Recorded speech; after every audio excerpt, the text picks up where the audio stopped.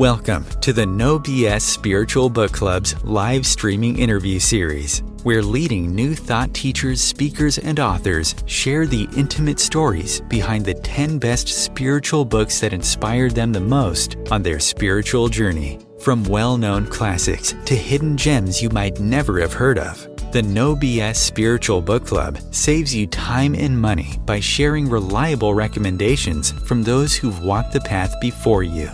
The No BS Spiritual Book Club, the only No BS guide to the best spiritual books to inspire your own journey of self-discovery. Here's your host, founder of the No BS Spiritual Book Club, Sandy Sedgbeer. Hello and welcome. With me today to share the 10 spiritual books that inspired him on his life journey is poet, storyteller, wisdom keeper, scientist, researcher, and licensed clinical psychologist, Father SeanOLaoire. Got to get it right, these Irish names. So, and I'll also tell you that he is an ordained Catholic priest who writes books with deliciously provocative titles like What is Truth?, Spirits in Spacesuits, Souls on Safari, and Setting God Free, moving beyond the caricature we've created in our own image, which debunks many of the stories in the Old Testament. Father SeanOLaoire, welcome. Thanks a million, Sandy. It's great to talk to you. I loved your description of your response to the rule that you could only pick 10 books. Tell us what you said. So it felt like I was like a kid in a candy store. Somebody brought me in, I'm surrounded by these delicacies all around. And then I told, but you can only pick one. I felt, what am I going to do with all the books I've loved over the 78 years of my life? So I figured out I have to have some kind of a scientific approach to this. So let me pick out 4 areas of interest to me. And I picked out mythology and scripture was one area. Psychology was another area. Spirituality was another area. And the 4th area was science, because I'm trained in mathematics and mathematical physics. And so I picked out these 4 areas and then said, can I pick out books in each category? And then I picked out authors that I liked. And then I came down finally with a list of 10 different books.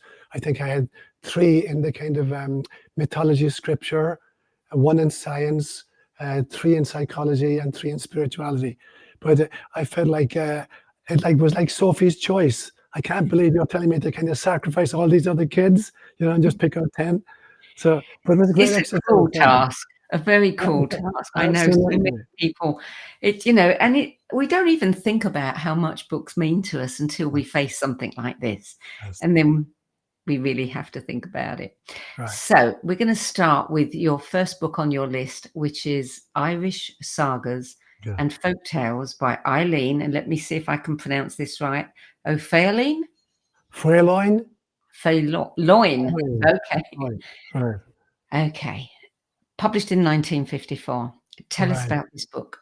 So it's interesting. I've always been fascinated by mythology because I had a grandfather who was basically a druid, and he was the greatest storyteller I've ever come across in my life.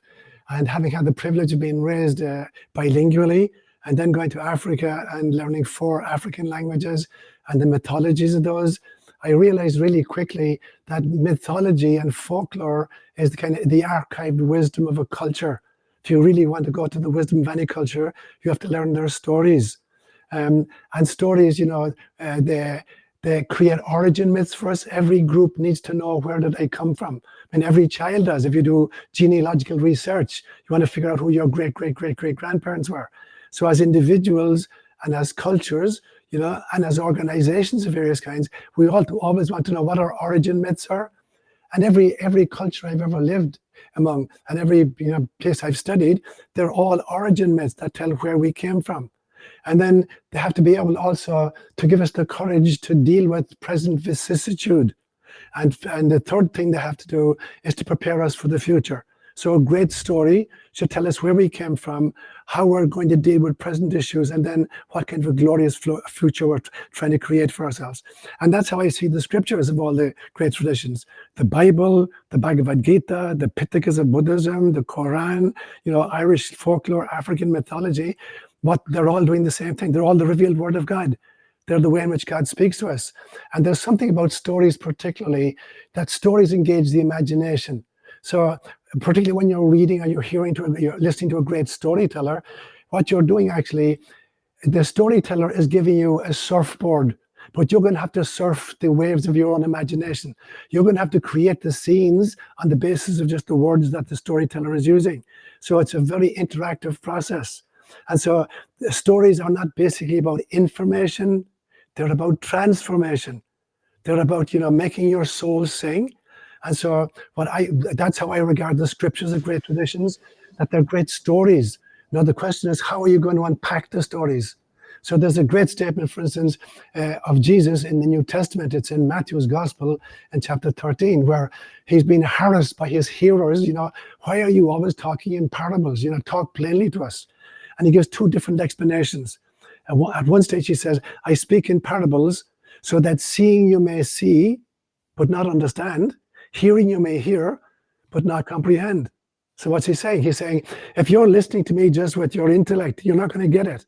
You have to listen with your heart and with your soul. So I differentiate between wisdom and knowledge. Knowledge is data that are generated by the sensorium and processed by the brain, whereas wisdom is data that are generated by the soul and processed by the heart. And so he's saying, don't listen to me with your ears or with your brain. Listen to me with your heart and with your soul. And that's the purpose of stories, because stories are ever fresh. Every generation is going to unpack the same story depending on the circumstances in which they find themselves. So when I look at the scriptures of various kinds, or the mythologies of various peoples, I'm seeing the soul of the nation wrestling with the issues of their time. So that's the importance for me of folklore. And as I think I may have mentioned in the blurb I wrote, it was the only book I brought to Africa with me. In 1972, when I was hoping to spend the rest of my life in Kenya as a missionary priest, the only book I brought with me was Idino Frelon's book on Irish mythology. Mm. Wow. Book number 2, The New American Bible, the Catholic edition by Moses, Matthew, Mark, et al. Right. So the reason I included the Catholic version is that there's a difference between the Protestant Bible and the Catholic Bible. In the Catholic Bible, there are 73 books. In the Protestant version, there are only 66. So there were 7 books that got excluded during the Reformation. So I like to include those. Now, there's a lot of other books that got thrown out, a kind of epiphenomenal kinds of stuff, or kind of Gnostic scriptures that didn't even get included in the Catholic version. But if you're going to choose a version, you're going to get 7 more books in the Catholic version that you're going to get in the Protestant version. So that's the reason why I kind of cling out to that. And then when you translate from one language to another, there are 3 rules or 3 ways of translating any language into another language. The first one is literal translation, where you translate a verb with a verb, a noun with a noun, an adjective with an adjective. And that would appear to be the best way of doing it, but it's terrible, because you can't capture proverb, or you can't capture puns, or you can't capture humor when you translate literally. So the second way is called dynamic transference, where you try to understand the mindset of the original, and you try to understand the audience that the original was addressing, the economic circumstances, the political environment, and you try to kind of marinate in that culture, and then you translate coming out of that. So that's the second way of doing it. And the third way is you start with a predetermined agenda that you wanted to say, and then you translate it, and you brutalize it in order to conform to your own particular expectation. And you get that a lot with kind of fundamentalist Christian thinkers. So I pick out this particular one then because it's dynamic transference. It's kind of bathing in the culture out of which these books came, trying to understand the mindset, the financial situation, the political situation, the social dynamics, and try to kind of render in translation that honors all those. So that's why I would have picked out that particular one. And you said in your description that you were greatly influenced by your great grandmother, who was a Catholic mystic who had conversations all the time with Mother Mary, and she actually taught you how to unpack the Bible stories in their esoteric meanings. Absolutely.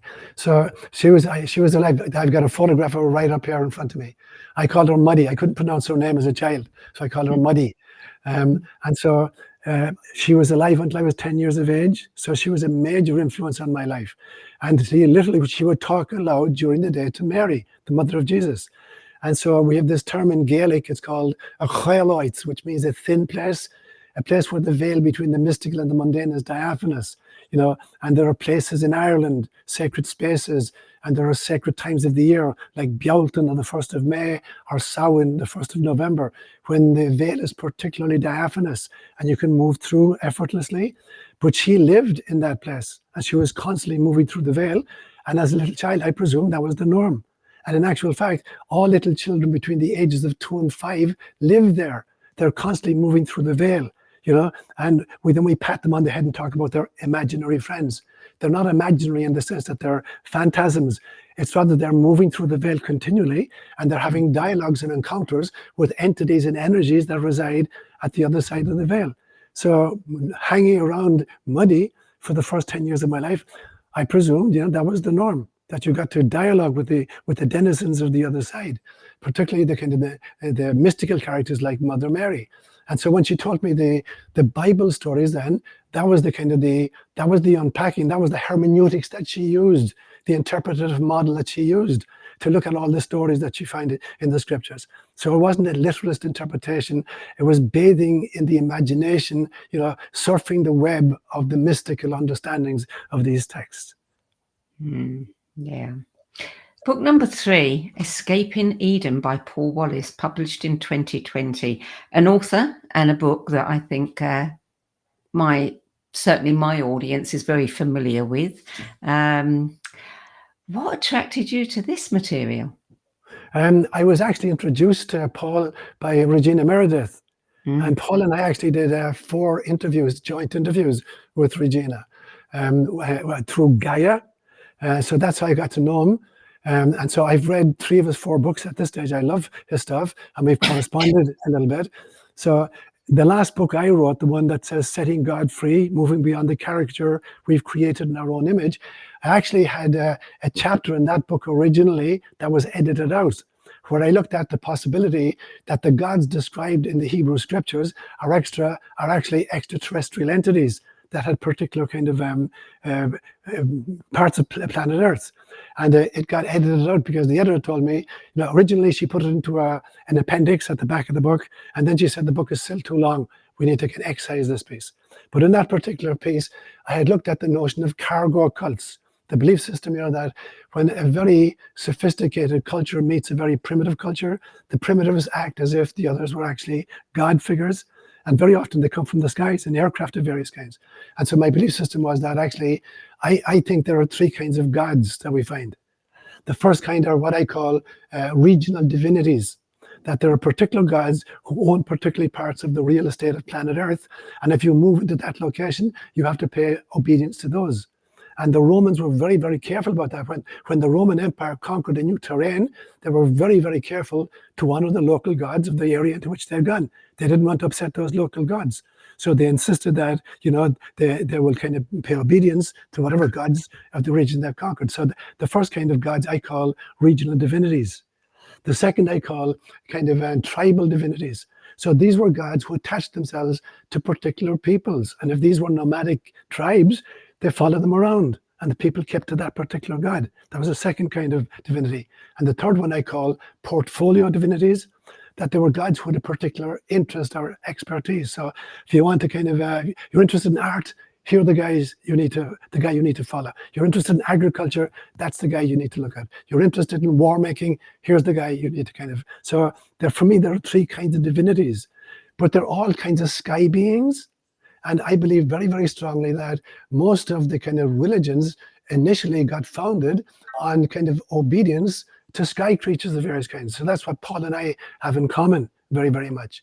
Now, Paul is a brilliant expert at hermeneutics, the art and the science of, interpretation. How do you take, ancient texts and unpack them so as to capture the original meanings intended by the authors or the circumstances out of which this genre of literature emerged. So he and I have a lot in common. I would consider Paul a much greater expert in hermeneutics than I. And so we have a lot in common, but I defer very much to him and his hermeneutical skills. Yeah, I mean, that was quite an eye-opening book. And every one that follows it is even better. Yeah. Wait till you get to book number 5. I really enjoyed that one. Brilliant. Yeah. So book number 4, Biocentrism, How Life and Consciousness Are the Keys to Understanding the True Nature of the Universe, written by Robert Lanza, one of the most respected scientists in the world, in 2009. Right. So, as I told you, in my undergraduate major, I had a double major, which was a pure mathematics and mathematical physics at the National University of Ireland. And I was always fascinated at the interface between science, psychology, and spirituality. But I understood immediately that, the scientific method is very interesting, because the scientific method is not just true of science itself. It's true of any kind of search for truth. So when I look at the scientific method, essentially, there are 10 steps to the scientific method. The first one is that a scientist has a particular area of interest. And so the first thing is she makes observations in her area of interest. That's step 1 always. Step 2 is she begins to gather data as a result of her observations. Step 2. Step 3, she's looking for some possible putative patterns in her data. Is there some kind of a pattern lurking in the data here? Stage 3. Stage 4 is if she determines, yeah, I can see a pattern here. Has she got a hypothesis that might explain this pattern? Stage 4. Stage 5 is she's going to have to set up an experiment to test her hypothesis to see if it's actually true. If it turns out to be correct, she needs to have it replicated in somebody else's laboratory, because it could just be a statistical aberration. Because statistics, all scientific research is based on probability theory. So it could just be a coincidence. So stage 6 is it must be replicated in 1 or 2 more laboratories. Now, if you get the same result, now you've established a principle in the field. That's stage 7. Now you put a bunch of principles together, and you've established a model of the field, whether it's physics or geology or science or psychology, whatever. Now you have a model of the field. But at some stage, new anomalous data are going to present themselves. And now you're kind of squeezing these into the old model, and it's groaning at the seams. And at some stage, so many anomalous new data arrive that you have to abandon the old model and create a brand new model that can accommodate all the old data and all the new anomalous data. Science does that regularly. So we did it twice in the 20th century. We did it with relativity theory in 1915 and with quantum mechanics in 1920. Now that model is true in spirituality as well. You look at all the great mystics, they go through exactly the same stages. It's an area of interest, like spending time in the desert or meditation or mantras or whatever it is. So there's, the observations. They collect their data. They observe patterns in their data. They can check notes with others. Do you have the same when you meditate? What happens to you? So now you establish a principle and then a model. And then subsequently there are kind of new mystical experiences. How can you cram them into the old model? And now you have religions groaning under the weight of anomalous data that they can no longer accommodate.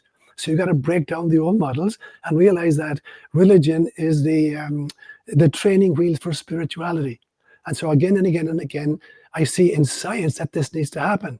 And when I studied science, I realized that all of science is actually based on faith. We think that science is the one area where you don't need faith. It is totally based on faith. Mathematics is the queen of all the sciences, but pure mathematics is based on what are called the 5 Peano postulates. There was a great Italian mathematician called Giuseppe Peano, who created the 5 postulates of numbers, with which you can't do set theory. Now, so you have to have postulates that you can't prove. At the beginning of the 20th century, science began to believe, now we will create a system that's not dependent upon any article of faith. And in 1931, a brilliant Austrian mathematician called Kurt Gödel came up with what's called the incompleteness theorem, which showed that no axiomatic system of either numbers or philosophical statements can be both complete and consistent. It can be complete but not consistent, or it can be consistent but it can't be complete. In other words, there must be at least one article of faith that you can build your model on, without which you can't do it. 2,500 years before that, Euclid had the same problem. He came up with his 5 postulates for Euclidean geometry, and most of them are self-evident, but they can never be proven. So one of them was the shortest distance between any 2 points is a straight line. That's self-evident, but it cannot be proven. In 2,300 years, no mathematician has ever been able to prove beyond a shadow of a doubt that that's actually true. So you have to take it on faith, and then you build Euclidean geometry on that. So now we have the scientific model. They're asking us to make an article of faith that before there was time and before there was space and before there was matter, there was a big bang out of which everything came. So it's like, give us this great miracle for which there is no proof whatsoever. Take that as a postulate, and then we build all of science on top of that. It's a bigger miracle than the resurrection of Jesus or the virgin birth. And it's an article of faith, and it's not holding up anymore. We know from the Webb telescope right now that there are galaxies being discovered that totally upset this notion of the Big Bang. And so when I look at the scientific model then, and looking at Robert Lanza's work, it's the realization there's something that predates the scientific method, and it is pure consciousness. And so it's that the essence of the universe is consciousness, or awareness. And everything follows from that. And the brain is just a transducer of consciousness. So everything that exists is a kind of a reducer or a redactor of consciousness, or a kind of a... so when I think, for instance, that every cell in the body is a kind of a redactor of cosmic consciousness. It tells the cells how to be cells. Every organ in my body is a kind of reducing cosmic consciousness and telling my heart how to behave like a heart. It's not telling my heart how to behave as a kidney. So there's a special consciousness that reduces cosmic consciousness to hearts, another one to kidneys, another one to eyeballs. The same thing is true for a species. There's a specific kind of a redactor or a reducer, that creates a species. When you look, for instance, at, have you ever seen a swarm of birds flying in unison? And totally in unison. It's like the entire group of birds is taken over by some kind of a unified consciousness temporarily. Now, I think that for all the ways from cells to organs to organisms to a species to global populations to Milky Way galaxies, everything is just a specific kind of a reducer that takes cosmic consciousness and makes it appropriate for whatever it's trying to create, whether it's a star, a galaxy, a heart, a lung, or a kidney. And so they're very, very specific. And so what I like about Lanza's book is that he gives the terminology and the understanding why only consciousness can explain the phenomena that science is interested in. I love that. Book number 5. This was an interesting one. Night, Yes. by the Nobel Peace Prize winner, the political activist and writer and Holocaust survivor, Elie Wiesel. Yeah. When I went looking for this book, Yeah. I found so many versions of it that it said, Night, Elie Wiesel, author unknown. Right. Only one turned up. This one was published in 1973, and it was the only one that actually said Elie Wiesel was the author of this book. So that's fascinating, because when he, as the book says, he was a young boy, in Europe when the Nazis moved in, a young Jewish boy whose family got wiped out, literally all burnt to death upstairs in a church. They packed him into a church and burned the church around him. His mother threw him out through the window, and he escaped. But he got captured, and he went through Auschwitz, but survived it. And he brought this text of his memories to actually a very, very famous French Catholic author at the time, in the 1950s, 1960s. And this Catholic author took him under his wing and had it published. And it's the story of how do you survive when your family is destroyed, when your culture is destroyed, when your religion is destroyed, when you're on a death march and you're watching people literally being thrown into the ovens, and you somehow survive. What do you do with God at that stage? How do you continue to believe in a God, as he did, when getting angry and shaking your fist at God? So God is either uninterested or powerless, or why does God allow this kind of stuff to happen? So it's an extraordinary kind of an examination of the oldest problem in theology is called theodicy, the theodicy problem. The problem is, why do bad things happen to good people? Or what is the origin of evil? So I mean that's a whole discussion on its own. But he's wrestling with this notion then of a God who seems either disinterested or powerless, and he's shaking his fist at God, and at the same time never losing faith in God. So what kind of faith do you have, or what kind of trust do you have in a being that seems to leave you to your own devices? Or how do you explain, the extraordinary kind of the genocide that he witnessed in his time? So it was an extraordinary kind of memoir of somebody who somehow survived and kept a belief in the divine. So what was his conclusion? I mean, how did he keep his belief? He must have found peace in there somewhere. That somehow, that it is the ability to wrestle with vicissitude that kind of creates the beauty of the human soul. Now, this is something I spent a lot of time working on, Sandy, the problem of evil. And I really believe, I may have said to you in a previous kind of conversation that I seed my dreams at night. Before I go to sleep at night, I'll have a question I want an answer to, and I go to sleep with that in my mind. And then I'll watch my dreams and say, what answer are my dreams giving, or my higher self, or cosmic consciousness? So about 2 years ago, I went to sleep with this question. I want to know the difference between sin and evil. And I woke up at 4 o'clock in the morning, and the answer I got was, sin is the individual transgression of a culturally created precept. Sin is just breaking a human law, whereas evil is a cosmic conspiracy using human intermediaries to separate souls from source. And I really believe that there are beings out there, perhaps the same kind of beings that kind of colonized Earth and created religions, to kind of divert us from the real divine. And so that in some senses, there's an agenda to separate souls from source. And we've been wrestling with this issue throughout all of human history, and you can do it in various ways. And one of the most devious ways is to try to do it through religion, to pretend that you're going to give people a system of contacting God, where in fact you're just reducing it to fundamentalist dogmatic decrees and obedience to some kind of hierarchical oligarchy. And so evil, I think, is primarily the result of energy, beings who are actually feeding on the energy of warfare and pain and anxiety and depression. Much like, for instance, when I look at people, bullfighting, that you're going to torture an animal to death, for the delectation of 20,000 people in an arena. Are you going to make dogs fight and kill each other and cheer them on? So there's something about the human spirit that we're actually feeding energetically on the distress of other beings, and that's true at a global level.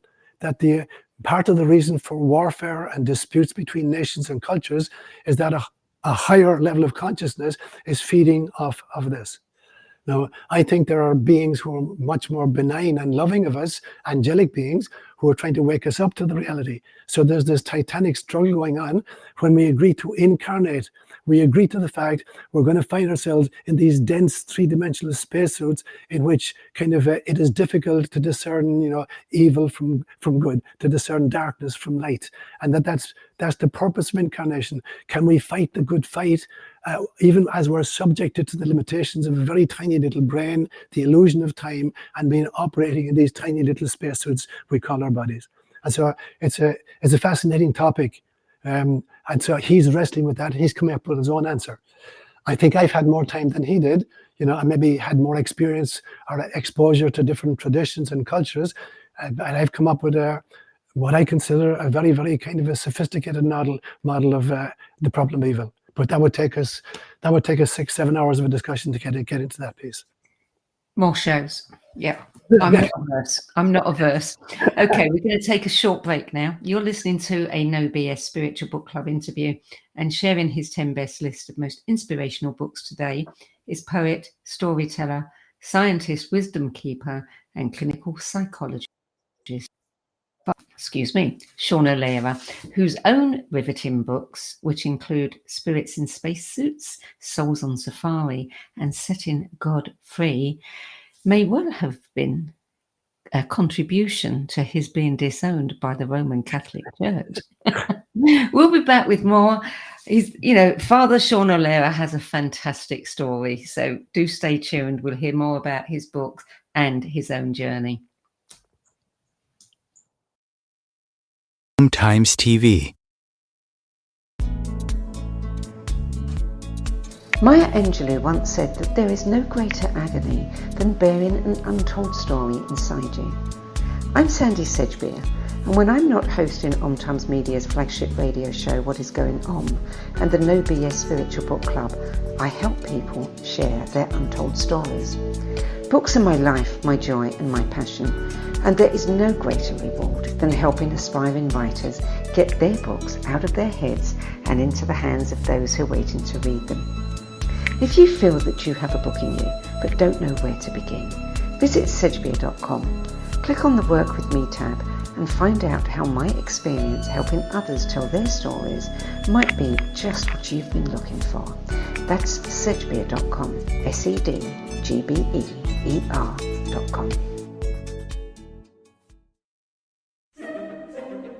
Imagine becoming a super influencer. Reinvent yourself, invest in your brand, and then manifest your success with a robust spheric approach. Times Media and Broadcasting offers a unique and multifaceted way to become the spiritual and conscious influencer you deserve to be by putting your message across our powerful platform with its proven record of integrity and excellence. Through our produced shows, Times offers the opportunity to become a social media TV personality, a radio show host, an Times magazine columnist, and a syndicated podcaster, all in one shot. By live streaming your show on Times TV and broadcasting it across the extensive Times radio and TV networks, you become more than a host. You become an ambassador and a force for positive change. Times. Open yourself to the possibilities. Everything that we do, we can do in a contemplative manner. Through the art of contemplation, you can use the gene keys in a really powerful way. Gene keys is basically the code book of life. In the gene keys, the book is made up of these three levels: shadows, gifts, and cities. And the journey is through those three levels, kind of unpicking of the shadow states, the releasing of the gifts, and then the embodying of this higher consciousness called the city. And the cities are very exalted words. And it's not like we kind of suddenly are all these exalted Christ-like beings, but we have flashes and illuminations along the journey. And the more we get stuck into the journey, the more illumination comes to us, because the more we're releasing the light from in these codes inside our DNA. So all those revelations are inside us. So the contemplative way is the inner way.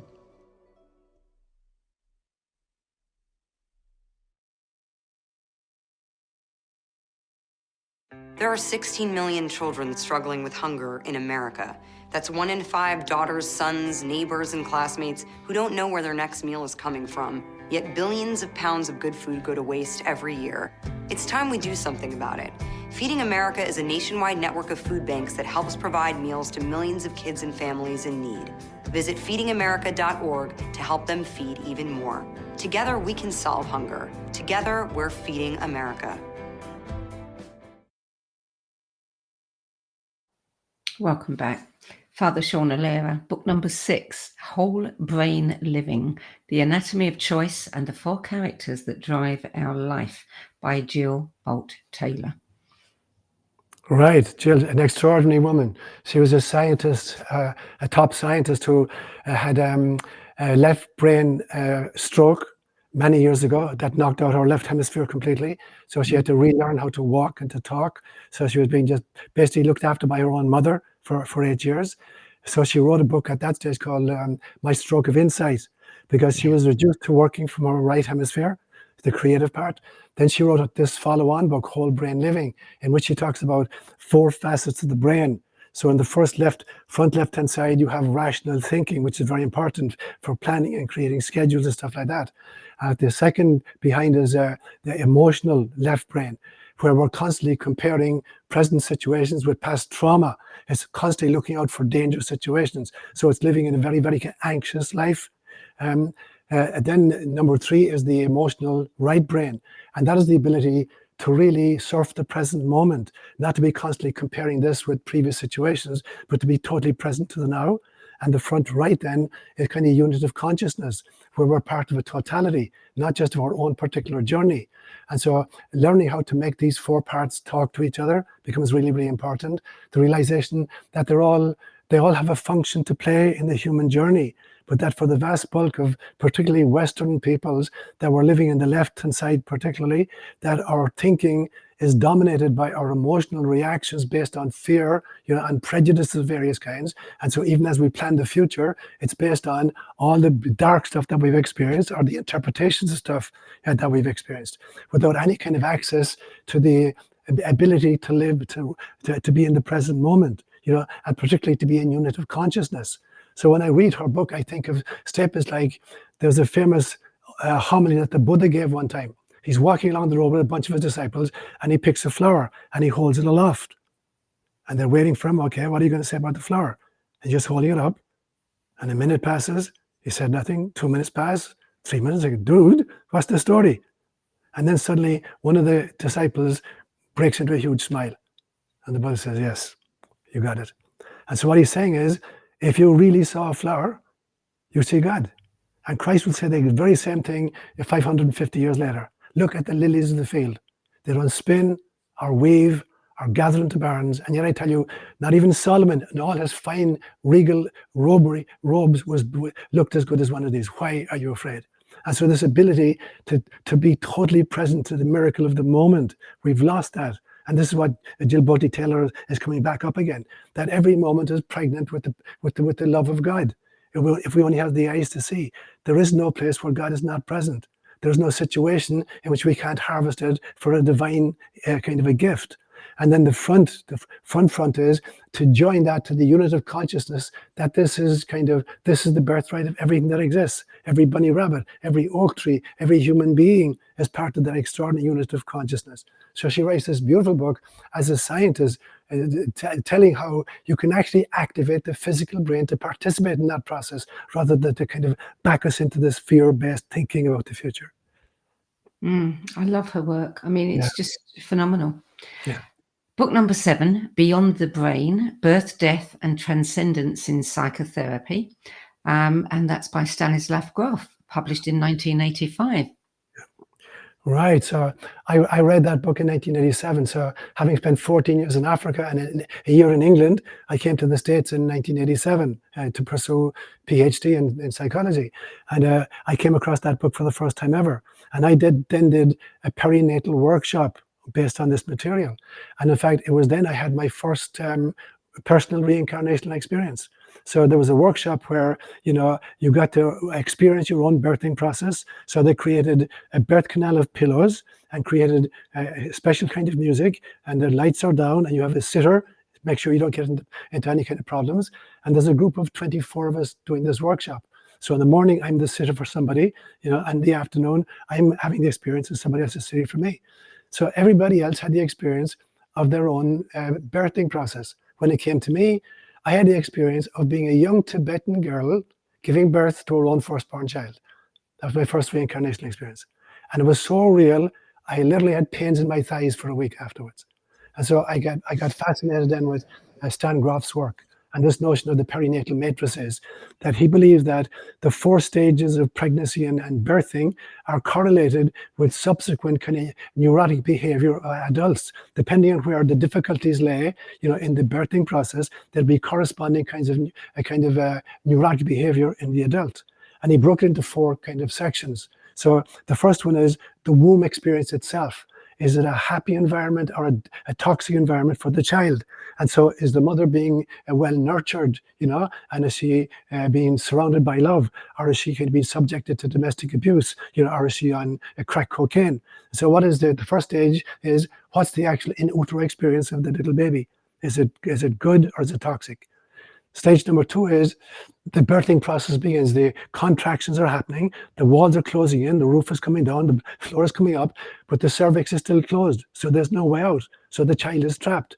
And this kind of total fear, claustrophobia, that everything is changing suddenly. The third stage is the cervix is now open and the birthing process begins. So now you're spelunking down the tunnel, the birth canal, but there's no guarantee you're going to survive the journey. And the fourth stage then, you're out and the umbilical cord is cut and there's bright lights and loud noises and whatever. Now, I think that's really true for every one of us, and I've used this in my psychology practice.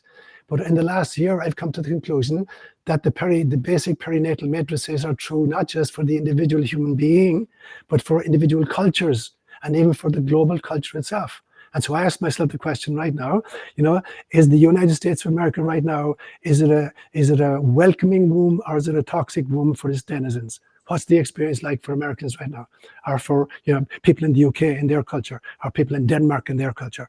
What's the womb like, the cultural womb like where you are right now? Stage number 2 then.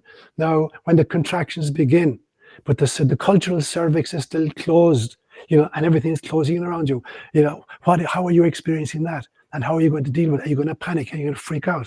Stage number 3, the cultural cervix is now open and the birthing process is beginning, but am I going to make it safely? These times we're in, is it going to lead to a World War III, or is it going to lead to a shift in human consciousness? And then finally is the birthing process. So who are the doulas and the midwives and the doctors who are facilitating this birthing process?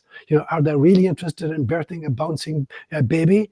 Are they trying to create a kind of a late-term abortion because they want to stay in control of Project Planet Earth? So for me, I now apply the basic perinatal matrices to the global evolutionary trajectory, and to kind of pray that we're going to create a really healthy baby in the future. That planet Earth is going to look significantly different, in 10 years' time than it did, 10 years ago. Yeah. Well, one of your books, one of the authors of your books, has an answer to that. We'll get to that one in a minute. Book number 8, Consciousness Beyond Life, The Science of Near-Death Experience, by the Dutch cardiologist Pim van Lommel, published in 2007. Right. The thing I like about it, I've seen many kind of podcasts or interviews that have been done with him, but what I like about him particularly is he's a modern polymath. He's got this extraordinary ability and knowledge of so many different fields, like cardiology, obviously, but quantum mechanics, traditional science, biology. He's a real expert in many of these fields, in the consciousness research stuff. And so what I love about him is that he's able to frame the study of near-death experiences in a scientific language, and demolish the pathetic efforts by the naysayers to claim that it's just anoxia or kind of lack of oxygen in the dying brain, or whatever. That he's dismantling all of the ridiculous obstacles that will be thrown in his path, and representing this in extraordinarily deep quantum mechanical language that makes eminent sense to me. But that he's straddling these areas of expertise and is cross-fertilizing them to their mutual benefit. So I've loved reading that book. Book number 9 is a book that I personally loved, and have been, telling everybody I meet about it. LSD and the Mind of the Universe, Diamonds from Heaven, Christopher Bache, published in 2019. And he certainly has an answer to your question. Yes. What are we birthing? Absolutely. It was fascinating to me because I've never done LSD. I'm fascinated at psychonautical research, but I have never done LSD. I never even smoked weed. So I kind of generate my altered states of consciousness through different kinds of practices. But I'm fascinated by anybody who has the cojones to do what he did. 73 trips, graphic encounters with the kind of global darkness. And that he had the courage with his wife was a psychologist, and that she could guide him through these experiences over a period of nearly 20 years. And that he could stick with the regimen in which he was kind of experiencing firsthand these extraordinary, not just personal traumas and personal darkness, but not even global darkness, but cosmic darkness. And that he had the courage to somehow tough it out and keep going through it and saying, what can he harvest from his experiences? And it was fascinating to me that at the very end of the book, in answer to an interview he was doing, he listed 12 different beliefs that came to him as a result of his experiences. And every single one of them I could check off and say, yes, I'm 100% in agreement with you. Yes, that's been my experience. That's my belief system as well. So it's like a checklist of my personal cosmology. And I'm very, very big that every individual person needs to create their own personal cosmology. And a personal cosmology should do 4 things for you. It should make your heart sing, because it's in alignment with your soul's purpose. Secondly, it should stretch you out of your comfort zone because you constantly need to grow. Thirdly, it should have an explanation for every single experience you have. Whether it's do you believe in extraterrestrials? Do you believe, whatever, can I explain that? Yes or no? And fourthly, it needs to be constantly updated. And he did that, session by session by session, dealing through these 4 pieces.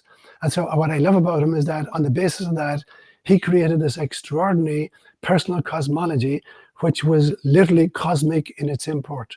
And I think that's our function here. That we're not just human beings, members of a particular family or of a particular culture or even a particular species, let alone of a particular galactic federation, that we are cosmic entities. And that I had a vision several years ago where I saw God self-fracturing into holographic fractals of source. And a hologram is an entity that contains the totality of itself in every one of its component parts.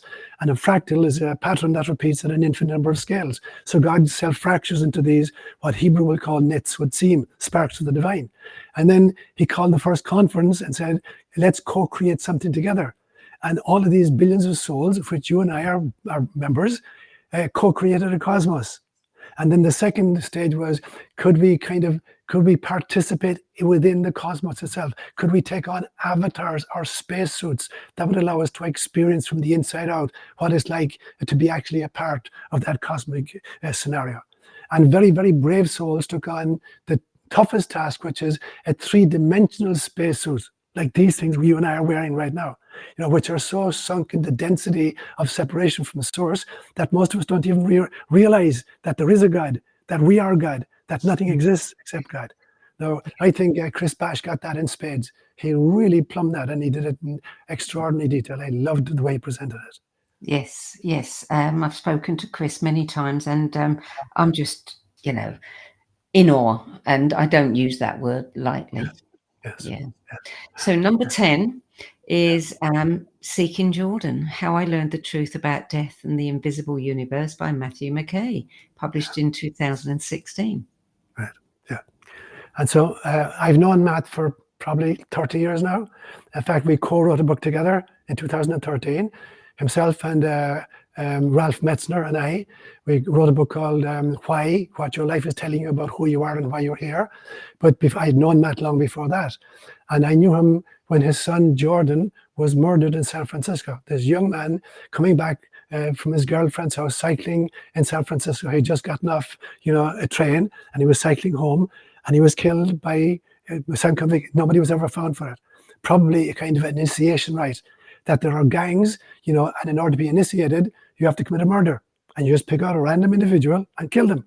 You have to prove, that you're capable of killing, and then the gang people can hold that over your head.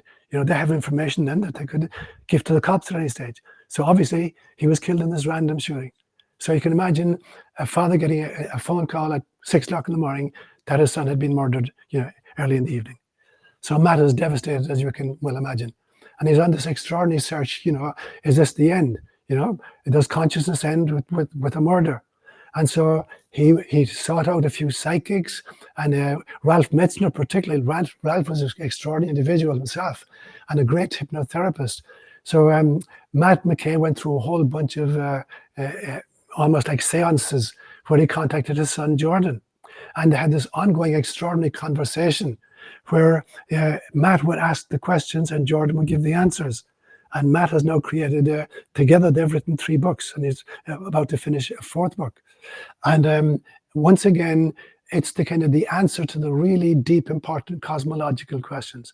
And Jordan was probably, I'm going to say maybe 22, 23 when this happened, and the knowledge that he's giving from the other side is way in excess of anything he ever studied on this side. So he's not drawing this information, from this side. Nor is Matt. Matt is a brilliant psychologist himself, and has written about 40 books which are used as texts in colleges on psychology. But there are areas he covers, like scientific areas, that Matt has no interest in or knowledge of whatsoever, nor did Jordan when he was still incarnated. But Jordan is delivering this information on a regular basis to Matt. So Matt will just ask a question, then take up a pen and start automatic writing. And there's 3 brilliant books that have come out of it as a result. That was the first one, Seeking Jordan. Jordan was his son's name. So that is your 10 best books. If you had to pick one that shifted you, moved you, transformed you in some way, which one would it be? It would be Chris Bash's book. Yeah. Yeah. I'll tell him that. Yeah. And of all of these authors, some of whom you know, those that you don't know and have never met, who would you most want to have dinner with? Well, obviously, I'd like to meet with Chris Bash for that kind of conversation. If she were alive, I doubt she is now, Eileen O'Foyline. This book was published way back in 1954. And she was actually the daughter of a very famous Irish writer called SeanOLaoire. So given my kind of fascination with mythology, and with spending time in Ireland, we call them seanachis. A seanachi is a storyteller. And when I was growing up in Ireland as a little child, every village had its seanachi. And my grandfather was the local seanachi where I grew up. And so I was privy, I got these stories from, the time I was a little child. So I'd love to meet either Eileen O'Foyline or one of the great kind of mythology collectors. In the late 1800s and the early 1900s, there was a whole bunch of people went to kind of collect these stories. And when I was in the seminary, I actually had a meeting with a man called Seamus O'Laoire. And Seamus O'Laoire had founded the Irish Folklore Commission way back in 1922. And he was using the school children of Ireland to go out to their grandparents to collect stories and bring them into the school, and the school teachers would write them down. And when the phonograph was invented, he sent people around the country with phonographs recording the voices of these storytellers. And then he created the greatest kind of collection of folklore anywhere in the world is in Trinity College in Dublin. There's Irish folklore is the biggest kind of encyclopedic collection of folklore of any culture in the world. So I actually had the privilege of meeting Seamus O'Laoire way back about 1968. So I would love to meet one of those kind of collectors of Irish folklore, people who had kind of hands-on connections with all of these old men and the old women all over the country who told these stories in their own accents, just to be able to kind of pick their brains. Yeah, that would be my wish. You've led a fascinating life. And you've been disowned by the Roman Catholic Church, for probably attracting more customers than the fellow bishops and priests down the road. You co-founded, and you're the spiritual director of a non-denominational community called Companions on the Journey, which is based in Palo Alto. Tell us a little bit about that. Yeah. And so I think I may have said to you before that after 14 years living in Kenya, I was thrown out by the government because I was clashing with politicians over corruption in the government. And so I was thrown out of Kenya in 1986. I spent a year actually in London, in Mill Hill, living in Mill Hill. And I was studying hypnotherapy and Jungian psychology, and then came to the States. And then I was part of the Catholic Diocese of San Jose, and for about 8 years. So I got my board and keep for, working as a priest, doing baptisms, marriages, saying mass, stuff like that. But I was constantly kind of talking about reincarnation and about having women priests in the Catholic Church. It didn't make any sense to me. I would tell, I would make up stories like, imagine a situation where it's after Jesus has descended back into heaven and the Catholic Church has been founded and Peter is the first pope. And it's a Sunday morning, and Mary, the mother of Jesus, gets on her cell phone and calls Mary of Magdala, and she says, Mary, can you tell me where St. Peter saying mass? Where's St. Peter saying mass today? And Mary gives her a text message and says, it's in such and such a place. And they go to it, and Peter is saying mass with his back to the crowd, and it comes to Holy Communion, and the two Marys kneel down, and he comes up with the host, and he says, the body of Christ, the body of Christ.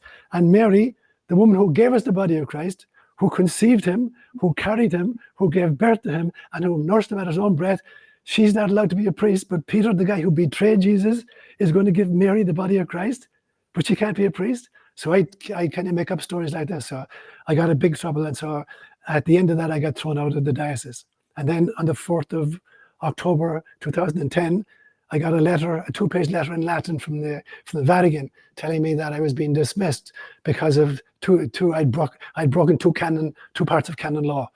That said I had lost my faith and I was disobedient, and so I was out. So at that stage, then we founded a group, a community, where the only necessary ingredient for inclusion was that you're prepared to work in your own cosmology. We're not going to tell you stuff you have to believe. You're not going to have to sign off on a creedal formulation. You have to be committed to kind of understanding why you volunteered for life on planet Earth and what the hell are you doing about it right now. So that was the only kind of a criterion for admission. Are you interested seriously in your own spiritual journey, and are you prepared to put the hard work into figuring out, why you're here and what you're about to do? So it's been going on for 27 years. Wow. So we are nearing our normal end, but I'm going to break the rules and I'm going to go a bit longer because I love talking to you. And there's a couple of things I want to ask you. And anyone who's listening to this on the radio, well, you're going to miss the ending, but you will get that ending if you go and watch the video on YouTube. So you've been thrown out of a lot of places. What are you planning to be thrown out of next? Hopefully, I celebrated my 78th birthday 2 days ago. So at some stage, I'm going to get kicked out of this incarnation. I don't know what it's going to be in 10 years' time or 100 years' time or whatever. I have no idea what it's going to be. But I'm going to be kicked out of here as well. But it's not going to be kicked out because I know when I've done what I've come to do. And then I hope I'll graciously kind of exit. I'll shuffle off this mortal coil. It's like taking off this spacesuit and saying, okay, I use this to the best of my ability. The knees aren't working anymore. I got bunions at this stage. So I'm going to let go of this one and see what's next. And I actually did this March just passed. I do a retreat every year for my community, a 3-day retreat. And as the theme for it, I took an experience that I had actually with Matt McKay, who wrote Seeking Jordan. Matt did a hypnotic regression on me, a 4-hour session using the work of Michael Newton, where I wanted to experience what was the bardo state like between my last lifetime and my life as Sean. And it was one of the most powerful spiritual experiences of my life. What happened when I died in the last lifetime? And this is really tearful for me. I was a young Russian soldier in 1944, liberating a concentration camp of women and children. And coming up to the barbed wire and seeing this beautiful young red-headed woman inside the barbed wire, and somehow knowing she was a soulmate of mine, and trying to go in to kind of reach through the barbed wire to make contact, and being shot and killed. And that was my last memory of this, shocked look on the face of this woman.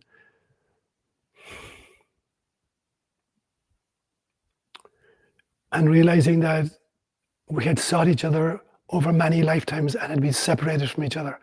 And then trying to figure out why in God's name would that happen on a regular basis. And the message I got was that until you need God more badly than you need connection with this woman, you're going to keep missing each other. Wow. And that's the thing that I got this time. Wow. Yes. So, would you choose to come back again? Yes, I would, because I think that. Go on. I think that there's this notion in Buddhism called the Bodhisattva vow. That there are beings who have worked off all their own personal karma, but they're coming back to kind of wake up the rest of us.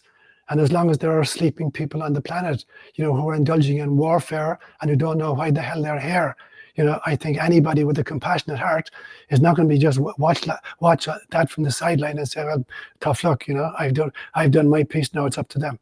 I have to come back. Anybody with a heart would have to come back. Would you come back as a priest again? I've been a priest many times. At this stage now, I've recovered maybe 11 different lifetimes, just snippets from each of them. And in many of them, I was a priest or a monk or a druid, various kinds. And it was always the same kind of issue I was contending with the kind of the fundamentalist, dogmatic aspects of the religious systems of which I found myself a part. I'm bashing heads and trying to be some kind of a voice for spirituality in a sea of religious fundamentalism. And obviously that's still part of the situation, that a lot of world religions are still steeped in fundamentalist, dogmatic kind of thinking. And so the need for some figures within the systems to try to shake it up, shake it loose from the inside. And so it feels like there's a lot of that work still to be done. And I'm stupid enough to say, okay, send me. Do you think that the Catholic Church will survive? I don't think it deserves to. I don't think the future of religion is these huge, big monolithic organizations. I think it's kind of local faith communities, which are kind of like neurons on a global brain, that were connecting with each other, inspiring each other, trading. And that's exactly how the young Christian churches started. It was hundreds of different local communities exchanging letters with each other until 325, when the Emperor Constantine wanted to lick them into shape, because he wanted a strong bulwark on the western side of his empire as he moved the empire to Constantinople. And so, what we need is a spirituality based on discrete communities, searching on their own, but connecting with each other, inspiring each other. So these big monolithic religions, Islam is gone, Christianity is gone. All of these megalithic systems with hierarchical kind of a structure to it, they've long outlived their usefulness. They don't deserve to survive, and they won't survive.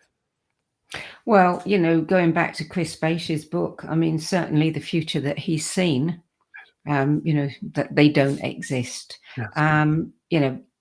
You and I are of an age where we probably won't see the fall in our lifetime. But do you think that maybe, say, my children's lifetime or my grandchildren's, that would happen? I was out for breakfast, my birthday 2 days ago, and my soulmate, Arlen, who lives about half a mile away from me, she took me into a little restaurant called The Parish for breakfast. And at the table across from us was a young couple with a baby that looked like it was about 8 months old. And every time I interact with a baby, if I get a chance, I'll always try to cuddle a child. And I'll always ask the child, not the parents, but the child. I'll ask them 2 questions.